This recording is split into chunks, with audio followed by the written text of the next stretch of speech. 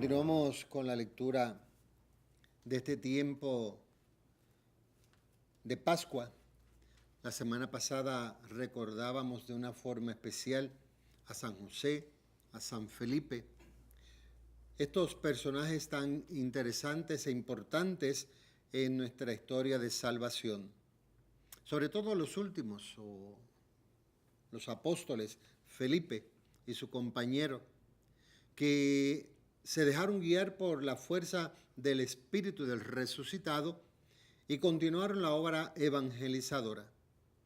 Hoy entonces nos presenta el libro de los Hechos de los Apóstoles. Recordemos que este libro nos va narrando los acontecimientos más importantes de la primera comunidad después de la resurrección del Señor.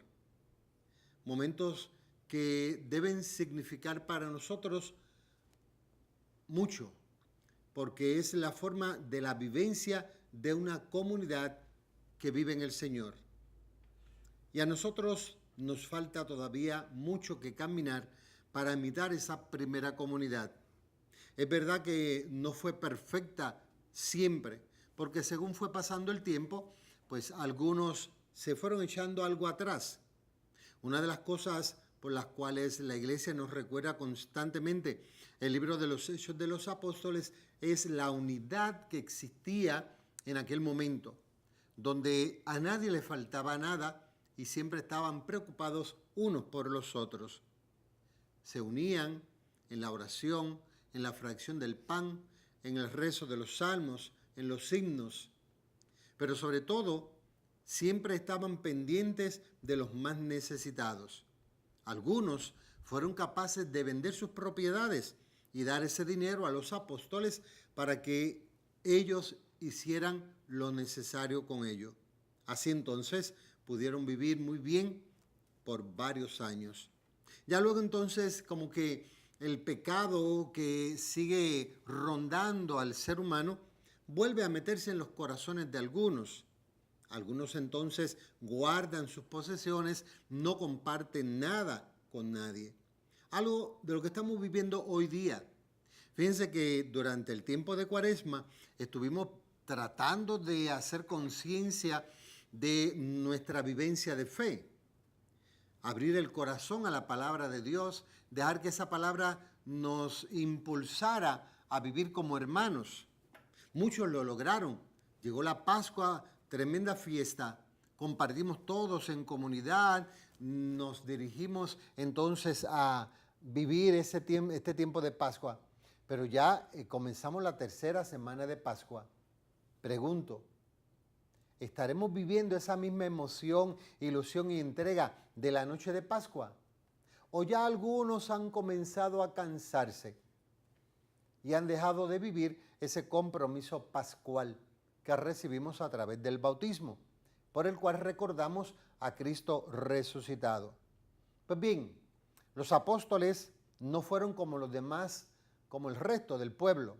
Ellos recibieron una catequesis o formación auténtica del mismo Jesús.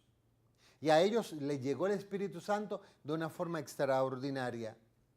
Por eso, ninguno de ellos se echó atrás, solamente Judas, con quien algunos de nosotros podemos compararnos, que somos unos cobardes. No somos capaces de dar un paso adelante cuando la Iglesia nos invita a trabajar en la evangelización. Tan es así que nuestras misas televisadas a veces tienen 2 y 3 personas solamente. ¿Dónde estamos nosotros los cristianos? Fíjense que para venir aquí no nos están cobrando. No nos están exigiendo grandes cosas y solamente vienen poca gente. Tenemos que cuestionarnos nosotros.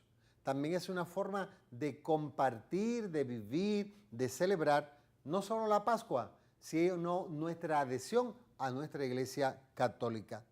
Está muy bien que oremos, que demos donaciones, pero también es bueno venir y compartir lo que vemos en la televisión u oímos por la radio.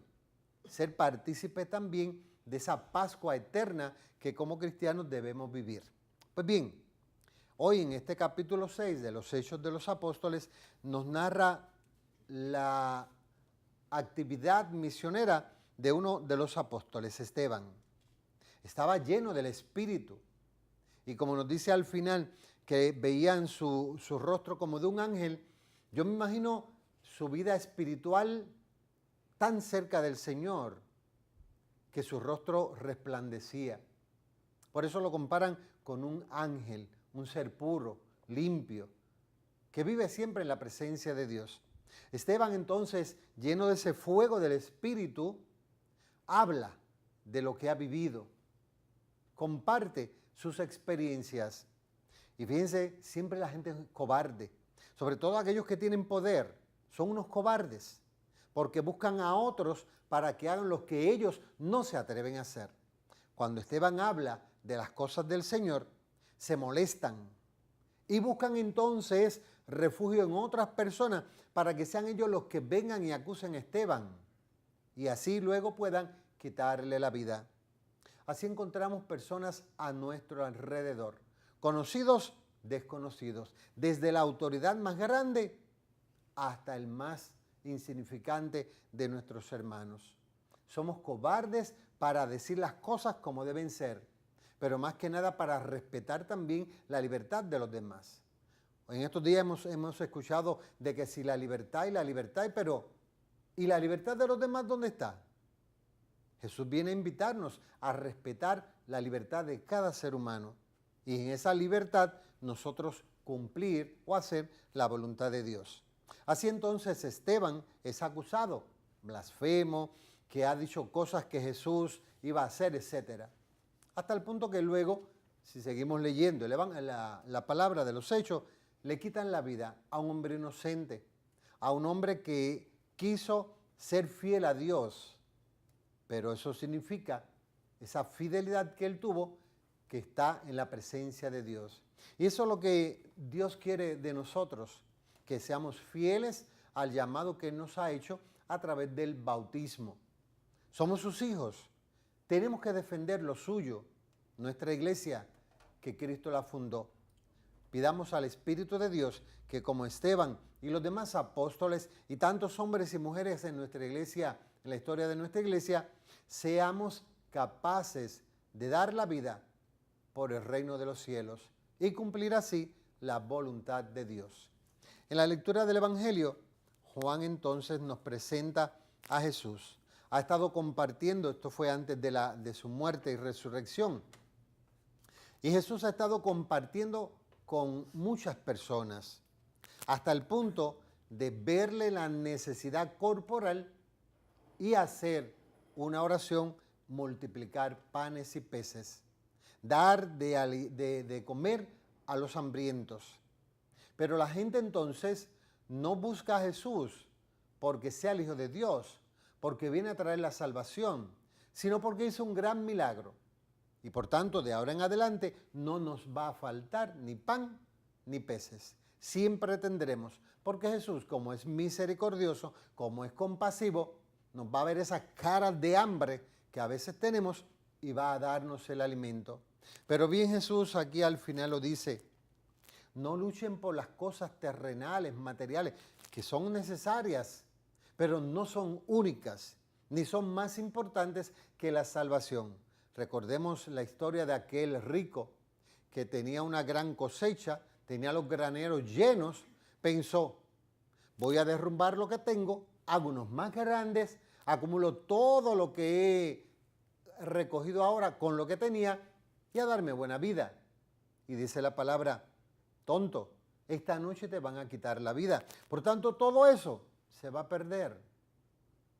Nadie lo utilizará como se debe, porque lo malgastarán, lo botarán y al fin y al cabo tú te vas a condenar porque no fuiste capaz de creer en Dios ni de compartir, porque a veces los seres humanos cuando acumulan mucho dinero o cuando tienen ya dinero por herencia o trabajo, se encierran en sí mismos y a veces son egoístas hasta con la propia familia para que no le gasten ni un céntimo.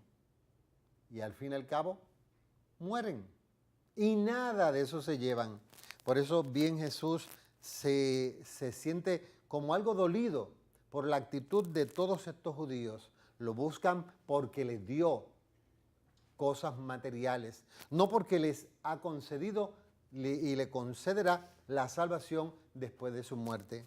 Pidamos entonces al Señor que nos ayude a ser fieles a Él, que no importa que tengamos mucho o poco o casi nada, porque aunque digamos que somos pobres, siempre tenemos un plato de comida, siempre tenemos un poco de agua. Y por tanto, debemos agradecer a Dios todo lo que somos y tenemos. Seamos entonces fieles a Él y busquémosle por lo que nos ha dado, la vida, la salvación.